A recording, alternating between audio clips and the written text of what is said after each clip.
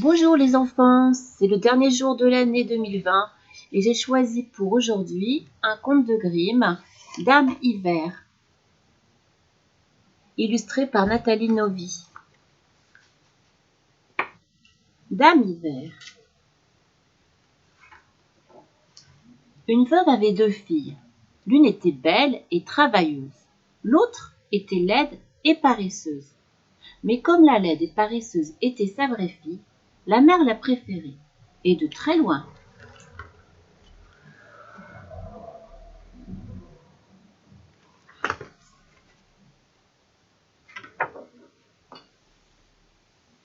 Quant à la fille, qui était belle et travailleuse, il lui fallait tout faire.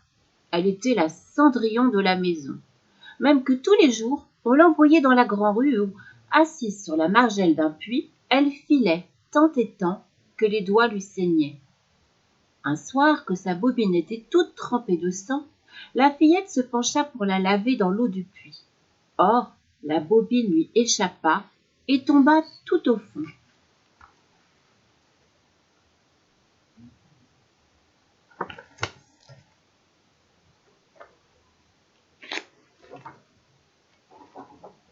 L'enfant pleura et courut voir sa belle-mère pour lui raconter son malheur. Mais la marâtre fut sans pitié et l'accabla de reproches. « C'est toi qui as fait tomber la bobine au fond du puits. C'est à toi de la remonter. » La fillette redescendit la grand-rue sans plus savoir à quel saint se vouer. Sa détresse était si grande qu'elle sauta dans le puits afin d'y repêcher sa bobine.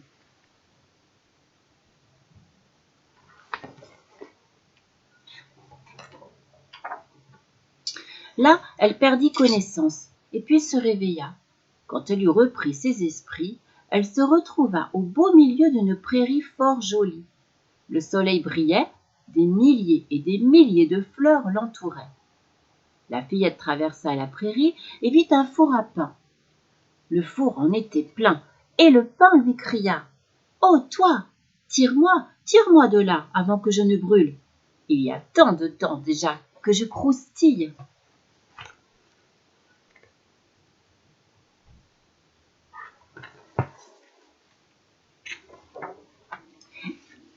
La fillette s'en approcha, et une longue pelle de boulanger à la main, elle sortit les pains du four un par un.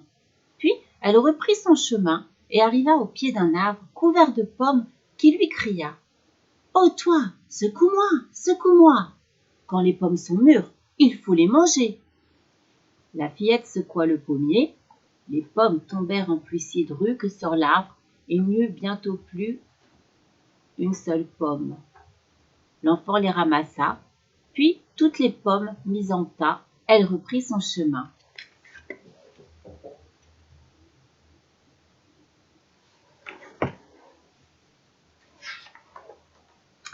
Comme elle avait beaucoup marché, elle finit par se trouver devant une pauvre chaumière. Une vieille dame regardait par la fenêtre. Elle avait de si grandes dents que la fillette prit peur et voulut se sauver.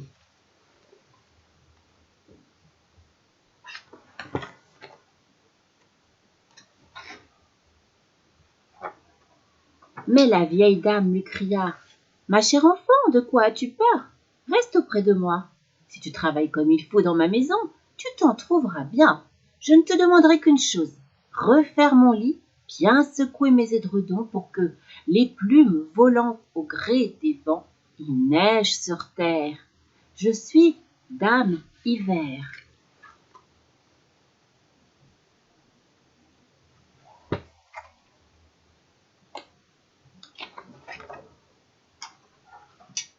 La vieille lui ayant parlé avec une grande gentillesse, la fillette se sentit pleine de courage et accepta de rentrer à son service. Chaque jour, à la grande satisfaction de Dame Hiver, la fillette secouait son lit avec énergie. Les plumes volaient partout comme autant de petits flocons de neige.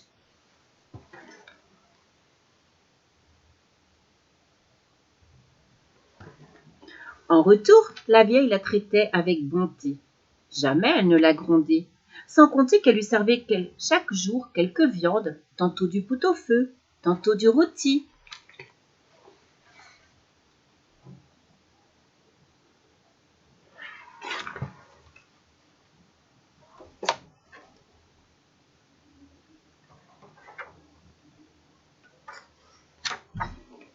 Le temps passa.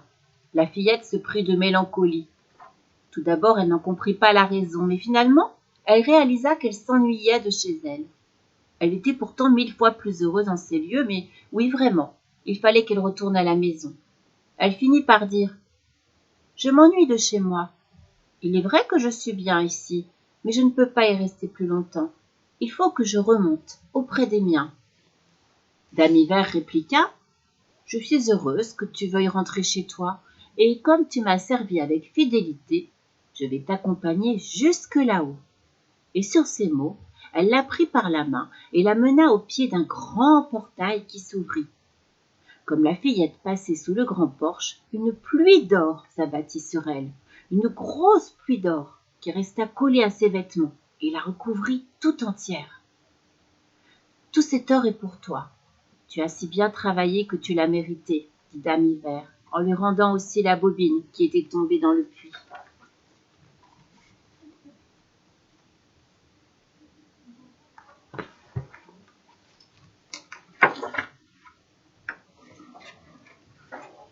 Puis le portail se referma et la fillette se retrouva sur terre, tout près de la maison de sa mère. Et quand elle entra dans la cour, le coq, qui était perché sur le puits, s'écria « Cocorico, la revoilà, notre demoiselle, cousue d'or !»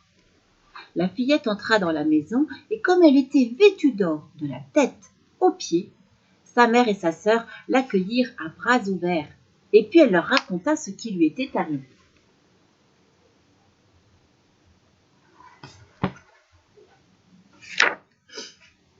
Entendant comment cette grande richesse lui était venue, sa mère voulut assurer un pareil bonheur à son autre fille, celle qui était laide et paresseuse. Elle l'obligea donc à s'asseoir sur la margelle du puits et à filer. Pour qu'il y ait du sang sur la bobine, la fillette se piqua les doigts et se frotta la main tant qu'elle put dans un buisson d'épines. Puis, elle jeta la bobine au fond du puits et à sa suite, elle se précipita. Elle aussi arriva à la belle prairie puis emprunta le même chemin. Quand à son tour elle passa devant le four à pain, le pain lui dit « Oh, toi, tire-moi de là, avant que je ne brûle. Il y a tant de temps déjà que je croustille. » Mais la fillette, qui était laide et paresseuse, répliqua qu'elle n'avait aucune envie de se salir. Elle poursuivit de plus belle son chemin.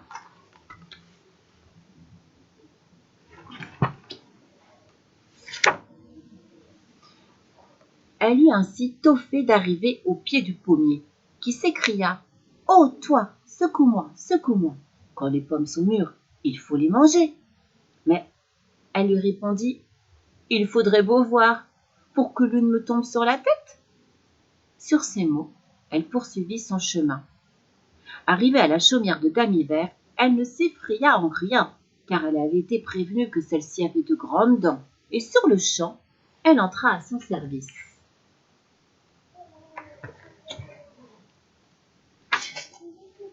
Le premier jour, elle se fit violence et travailla avec ardeur, obéissant en tout à Dame Hiver. Elle n'arrêtait pas de penser à tout l'or que celle-ci lui offrirait.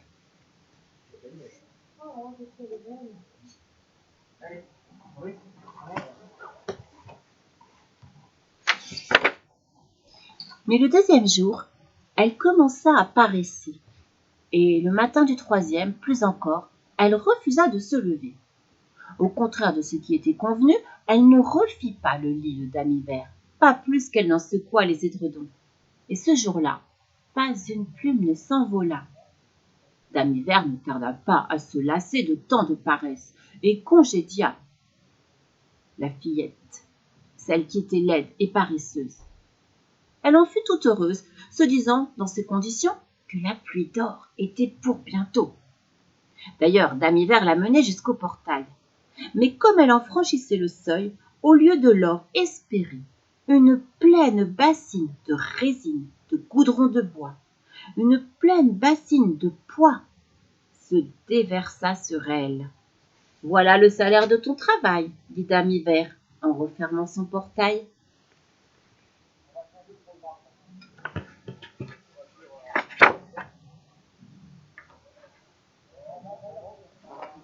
La fillette qui était laide et paresseuse rentra chez elle toute couverte de résine et de goudron de bois, et quand il aperçut le coq qui était perché sur le puits, s'écria « Cocorico, la revoilà, notre demoiselle vêtue de bois !» Or, la résine et le goudron de bois, dont elle était toute couverte, des pieds à la tête, avaient formé une carapace. La méchante fille eut beau faire tout le reste de sa vie, la couche de pois, jamais plus, ne la quitta.